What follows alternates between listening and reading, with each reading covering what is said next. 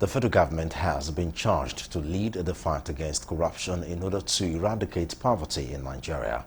This was the summation of stakeholders during the launch of an anti-corruption report presented and put together by Socioeconomic Rights and Accountability Project SERAP on Thursday.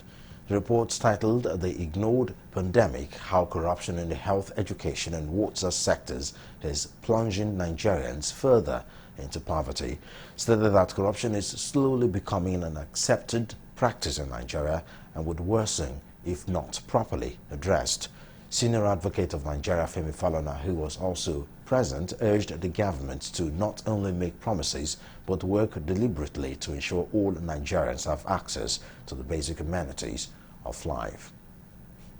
We have figures, huge funds, hundreds of billions are announced by the government to have sent out there to address poverty. But at the end of the day, where are the beneficiaries? So the government must work with mass organizations, civil society groups, credible ones, and ensure that poverty-stricken people, are touched by the programs of the government. In tackling corruption generally as a whole, government needs to do better to ensure that this critical demography as part of Nigeria, which is the poor, which of course government identifies a majority of Nigerians are poor, should also not be left out. It means government policies in these sectors and in other sectors as well take cognizance of the poor, and that there are deliberate steps and strategies to ensure that the poor get access to these services, even as we fight corruption.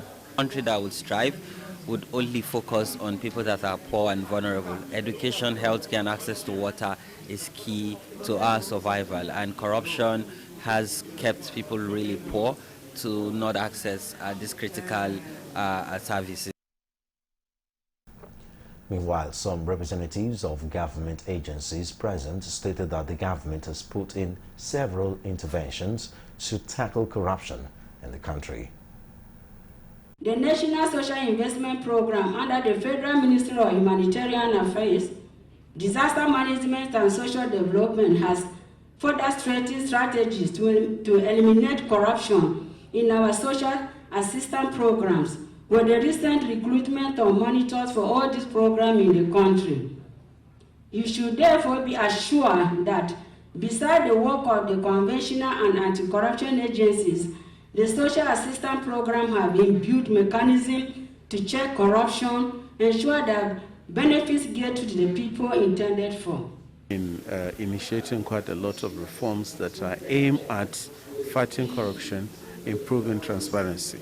And that is why we developed what we call the National Strategy on Public Service Reforms that have 4 pillars.